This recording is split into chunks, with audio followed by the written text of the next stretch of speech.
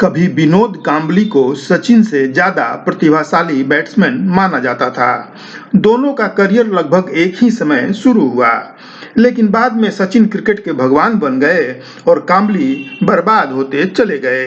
कांबली केवल 17 test match ही खेल पाए। आज बीमार कांबली क्रिकेट की दुनिया में चर्चा का विषय बने हुए हैं।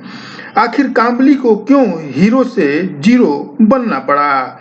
आखिर क्यों उन्हें क्रिकेट का बैड बॉय के रूप में जाना जाने लगा? विनोद कांबली के बर्बादी की कहानी को जानने के लिए गुजरे हुए वक्त के पन्ने पलटने होंगे।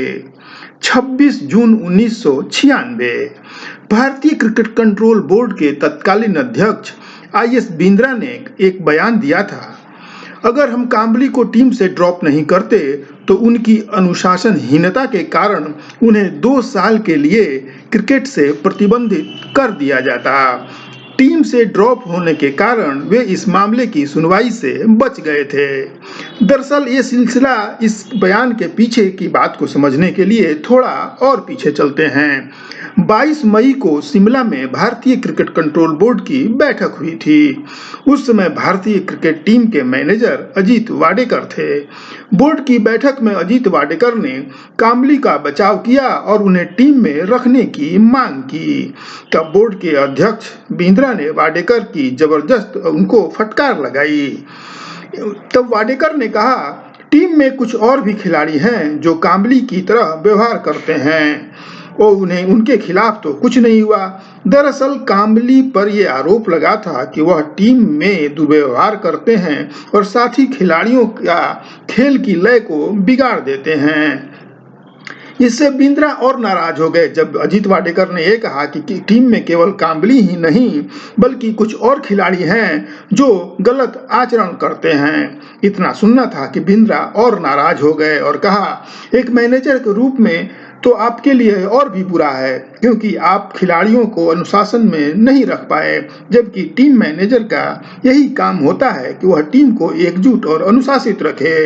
अगर कांबली पर पहले कार्रवाई आपने की होती तो आज उन्हें ये दिन नहीं देखने पड़ते। उस समय बोर्ड के सचिव थे जगमोहन डालमिया। उन्होंने बैठक में कांबली की घोर अनुशासनहीनता की 3 घटनाओं का जिक्र किया। 2 साल पहले यानी जनवरी 1994 में लखनऊ में एक टेस्ट मैच हुआ था श्रीलंका से। कांबली भी इस टीम का हिस्सा थे और साथी खिलाड़ियों के साथ होटल में ठहरे हुए थे।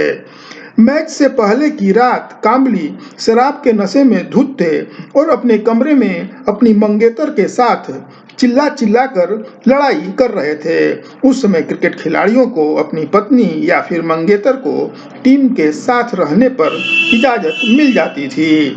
इस टीम के अन्य सदस्यों को देर रात जब लड़ाई झगड़े की आवाज सुनाई पड़ी तो वे उठ गए और इस अशोभनीय घटना से उन्हें बहुत बुरा लगा।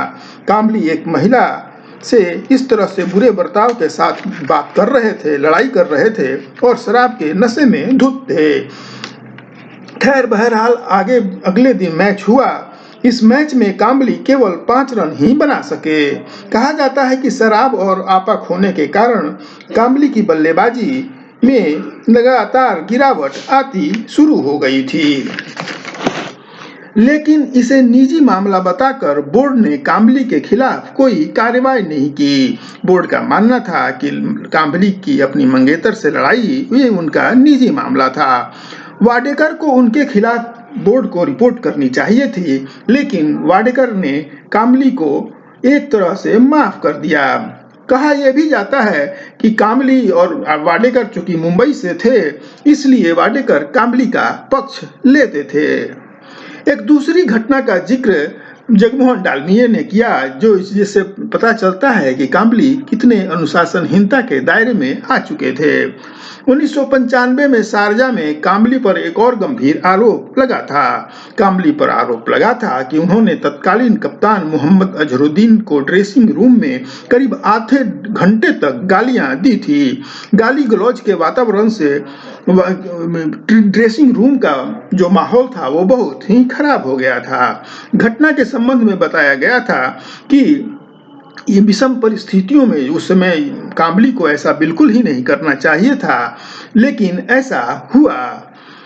शारजा कप के दौरान भारत पाकिस्तान के बीच एक लीग मैच था। मैच चल रहा था कि मैनेजर अजीत वाडेकर को अचानक दिल का दौरा पड़ गया। ये अटैक माइनर था, फिर भी उन्हें अस्पताल ले जाया गया। जब वाडेकर अस्पताल जाने लगे तो उस समय भारतीय टीम की बैटिंग चल रही थी। तब वाडेकर ने कप्तान अजहरुद्दीन को एक संदेश दिया कि अगर विकेट गिरे तो अतुल बेदादे को विनोद कांबली से पहले बैटिंग के लिए भेजा जाए।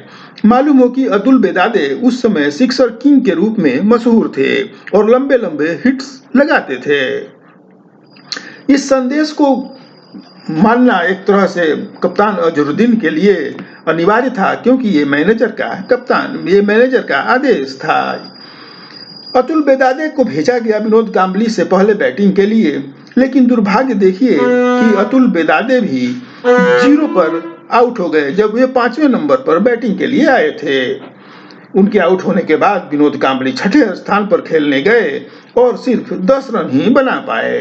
कांबली जब ड्रेसिंग रूम में लौटे आउट होने के बाद, तो उन्होंने अपनी नाकामी के लिए बैटिंग ऑर्डर में छेड़छाड़ को जिम्मेदार ठहराकर कप्तान अजहरुद्दीन पर भड़क गए और चिल्लाते हुए गाली गलौज करने लगे। अपशब्दों का बौछार कर दिया और वे बिल्कुल नहीं रुक रहे थे। जब विनोद कांबली की इस बात को देखा तो अजहरुद्दीन भी गुस्से से भड़क गए। उन्होंने एक तरह से विद्रोह कर दिया और मैनेजर से कहा या टीम प्रबंधन से कहा कि अब टीम में या तो वे यानी अजहर रहेंगे या फिर विनोद कांबली रहेंगे। इस घटना के बाद ड्रेसिंग रूम का माहौल बहुत ही खराब हो गया। बात भारतीय क्रिकेट कंट्रोल बोर्ड तक पहुंची। अजहर या तो मैं या तो कांबली की जिद पर बिल्कुल अड़े हुए थे। तब बोर्ड के अध्यक्ष बिंद्रा और सचिव डालमिया ने फोन पर अजहर और कांबली से बात की। तब बोर्ड ने फैसला किया कि कांबली को टीम से ड्रॉप कर भारत बुला लिया जाए। तब इस कठिन परिस्थिति में कांबली के जिगरी दोस्त सचिन तेंदुलकर ने अपनी दोस्ती निभाते हुए बोर्ड से कहा कि कांबली को एक और मौका दीजिए, मैं उन्हें खुद समझाऊंगा। अगर कांबली को अनुशासनहीनता के आरोप में दौरे से वापस बुलाया गया तो इस कलंक के कारण उनका क्रिकेट करियर बर्बाद हो जाएगा। सचिन के समझाने पर कांबली ने इस घटना के लिए लिखित माफी मांग ली और फिर ऐसा नहीं करने का वादा किया। लेकिन डालमिया के मुताबिक शारजा की शर्मनाक घटना के बाद कांबली की आचरण में सुधार हो जाना चाहिए था, लेकिन वे सुधरने की बजाय गलती पर गलती करते चले गए। क्रिकेट दौरों के समय शराब पीकर देर रात होटल के कमरे में आना और हंगामा करना उनकी आदत बन गई थी। शराब के नशे में वे कभी चिल्लाने लगते तो कभी रोने लगते थे।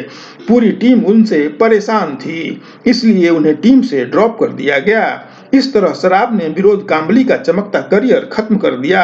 आज उनकी सेहत भी बर्बाद हो गई है। उनकी बर्बादी के बारे में कहा जाता है कि कांबली एक स्पॉइल्ड जीनियस हैं, यानी एक बर्बाद प्रतिभा हैं। आज बस इतना ही, मुझे दीजिए इजाजत। नमस्कार।